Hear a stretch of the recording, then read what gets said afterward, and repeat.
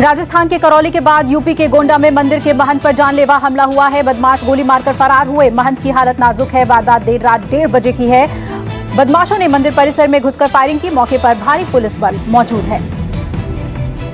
घायल महंत सम्राट दास की सुरक्षा में होमगार्ड तैनात रहते हैं। महंत पर पहले भी हमले हुए हैं। फायरिंग के पीछे भूमाफियाओं का हाथ हो सकता है। महंत ने गांव के प्रधान अमर सिंह समेत कई लोगों पर आरोप लगाया है। गोंडा में महंत पर फायरिंग को लेकर कांग्रेस और समाजवादी पार्टी योगी सरकार पर हमलावर हुई। कांग्रेस ने कहा योगी सरकार की जवाबदेही शून्य है। सीएम की संवेदना मरी है। बतौलेबाजी बढ़ी है। ये कथित राम राज्य है जहां कोई सुरक्षित नहीं। करौली में पुजारी की हत्या पर अयोध्या हनुमानगढ़ी के महंत राजूदास ने पीड़ित परिवार को 1 करोड़ देने की मांग की है। कहा 24 घंटे में राजस्थान सरकार ने मांग पूरी नहीं की तो अनशन पर बैठेंगे। गहलोत सरकार ने पुजारी के परिवार को 10 लाख का मुआवजा और कॉन्ट्रैक्ट पर नौकरी दी है।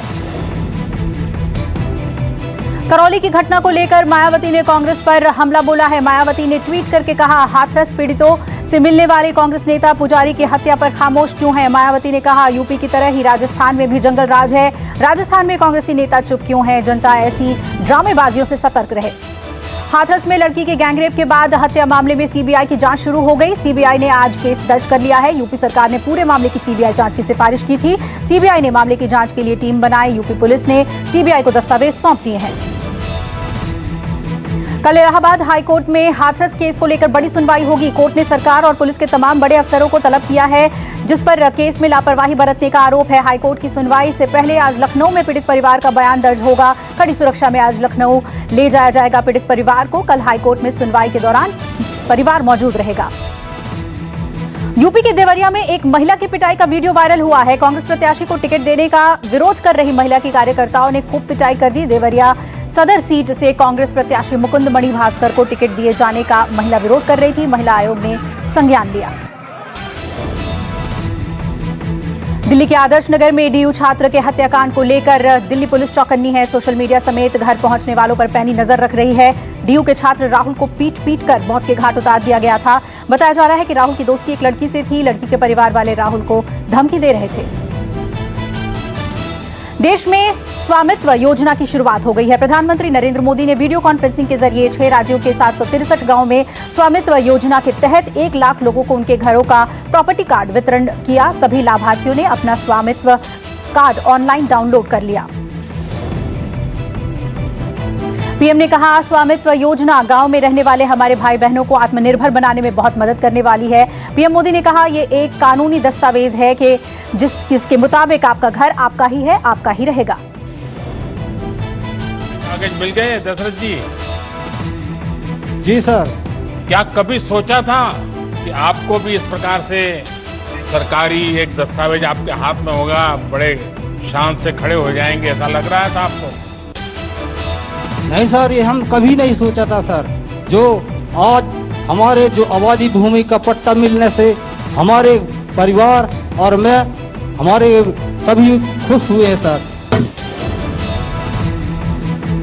कृषि कानूनों के समर्थन में बीजेपी की ट्रैक्टर रैली शुरू हुई। दिल्ली के नजफगढ़ में रैली का आयोजन हुआ। विपक्ष को आक्रामक अंदाज में जवाब देने का प्लान तैयार कर लिया गया।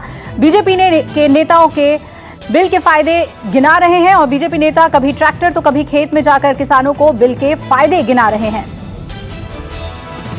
सरहद पर पाकिस्तान सुधरने का नाम नहीं ले रहा है। एलओसी पर पाकिस्तान ने एक बार फिर सीज फायर तोड़ा है। रात को पुंछ में पाकिस्तान ने भारी फायरिंग की है। पाकिस्तान ने खरी करमरा देगवार सेक्टर में भारी गोलीबारी की है। लद्दाख में एलएसी पर जारी तनाव के बीच भारतीय वायुसेना अपनी तैयारियों को और मजबूत कर रही है। इलाके के चप्पे चप्पे से रूबरू होते हुए भारतीय वायुसेना के विमान रात में उड़ान भर रहे हैं।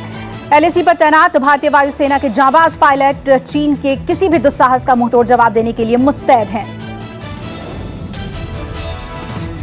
तमिलनाडु के कडलूर में महिला पंचायत प्रधान के साथ शर्मनाक वाकया सामने आया है। दलित महिला प्रधान को कुर्सी पर बैठने नहीं दिया गया। वीडियो वायरल होने के बाद एफआईआर दर्ज कर ली गई है। पंचायत सचिव को पूरे मामले को देखते हुए निलंबित कर दिया गया है।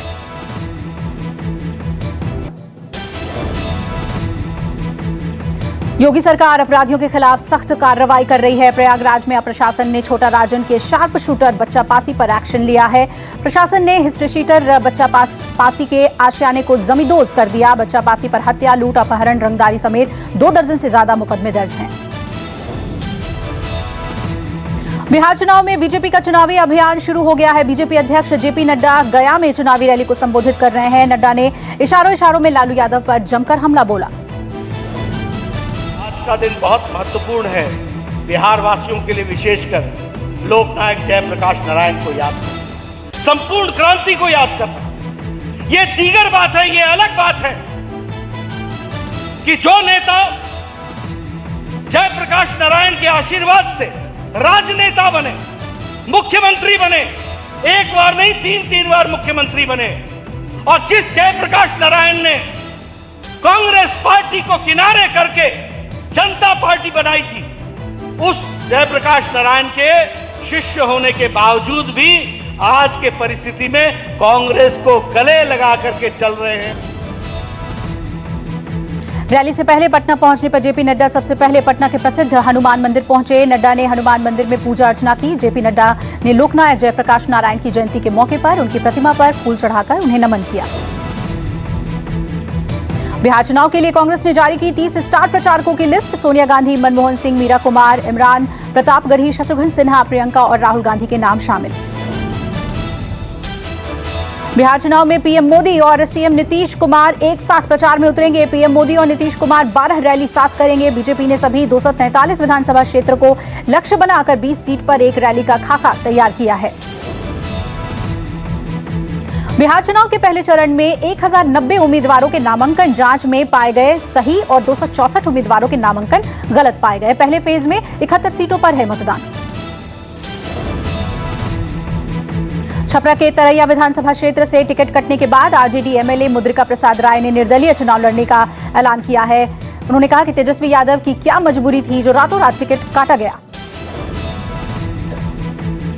बिहार चुनाव में धनुष नहीं बल्कि बिस्किट चुनाव चिन्ह पर लड़ेगी शिवसेना। चुनाव आयोग ने शिवसेना को बिस्किट चुनाव चिन्ह दिया। शिवसेना ने चुनाव चिन्ह को लेकर चुनाव आयोग में आपत्ति दर्ज करवाई है। शिवसेना ने चुनाव आयोग से ट्रैक्टर पर बैठा किसान, बल्ला या गैस सिलेंडर चुनाव चिन्ह मांगा था। दिल्ली में कोविड मरीजों के लिए चिंता की खबर आई है। हड़ताल पर गए हिंदूराव अस्पताल के डॉक्टर और स्टाफ, कई महीनों से सैलरी नहीं मिली है। हिंदूराव हॉस्पिटल को कोविड अस्पताल बनाया गया है। यह अस्पताल एमसीडी के तहत आता है। दिल्ली सरकार ने कोरोना मरीजों को शिफ्ट करवाने का आदेश दिया। कोरोना से मरने वाले सैकड़ों शवों का दाह संस्कार कराने वाले एम्बुलेंस ड्राइवर आरिफ की कोविड से मौत हो गई। आरिफ के निधन पर उपराष्ट्रपति एम वेंकैया नायडू ने शोक व्यक्त किया है। आरिफ खान पिछले 25 साल से शहीद भगत सिंह सेवा दल के साथ जुड़े हुए थे। आरिफ का उपचार हिंदूराव अस्पताल में चल रहा था। यूपी में 19 अक्टूबर से 9वीं और 12वीं तक की क्लास चलेंगी।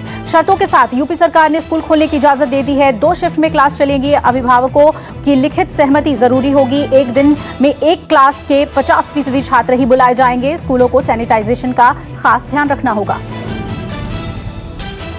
देश में कोरोना की मार जारी है। कुल मरीजों का आंकड़ा 70 लाख के पार पहुंचा। अब तक 1,08,000 लोगों की मौत हो चुकी है।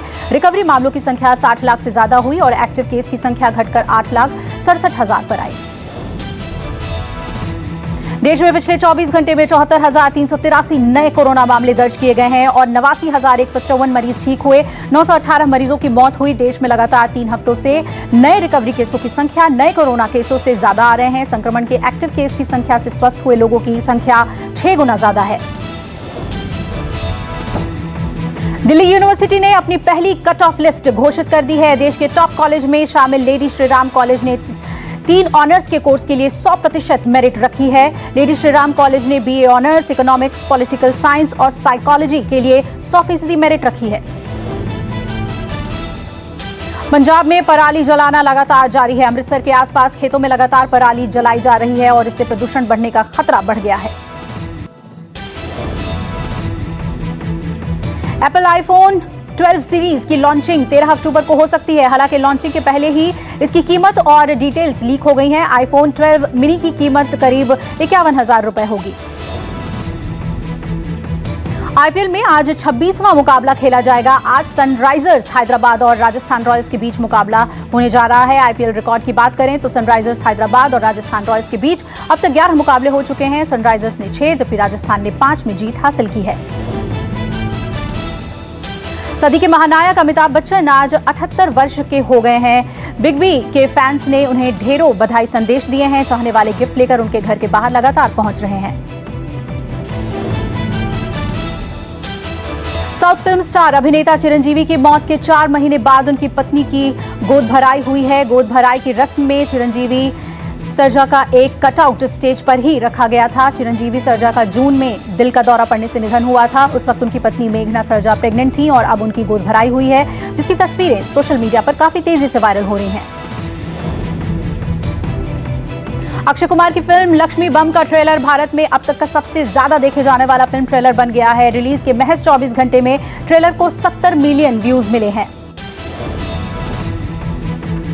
नॉर्थ कोरिया ने एक ऐसी मिसाइल तैयार कर ली है जिससे वो अमेरिका के किसी भी शहर पर हमला कर सकता है। नॉर्थ कोरिया की सरकारी मीडिया के मुताबिक मिलिट्री परेड के दौरान नई इंटरकॉन्टिनेंटल बैलिस्टिक मिसाइल को पेश किया गया। अजरबैजान और आर्मेनिया के बीच सिर्फ 5 मिनट की शांति के बाद फिर से युद्ध भड़क चुका है। रूस की मध्यस्थता में कल अजरबैजान और आर्मेनिया युद्ध विराम के लिए राजी हुए थे, लेकिन संघर्ष विराम के कुछ ही मिनटों के बाद ही काराबाग के विवादित इलाके में धमाके सुनने को मिले। दोनों देशों ने एक दूसरे पर युद्ध विराम तोड़ने का आरोप लगाते हुए हमले शुरू कर दिए हैं। औली में पहाड़ का ऊंचाई पर आईटीबीपी की टीम स्वच्छता अभियान चला रही है। आईटीबीपी के पास एक विशेष पर्वतारोही बल है जो जवानों को माउंटेनियरिंग और स्कीइंग की ट्रेनिंग देता है।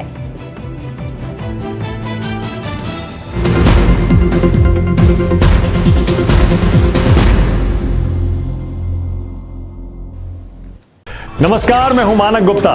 अगर आपको हमारा ये वीडियो पसंद आया हो तो इसे लाइक और शेयर जरूर करें और हां, हमें सब्सक्राइब और फॉलो करना ना भूलें ताकि आप देश और दुनिया की कोई खबर मिस ना करें। तो जुड़े रहिए हमारे साथ और देखते रहिए न्यूज़ 24।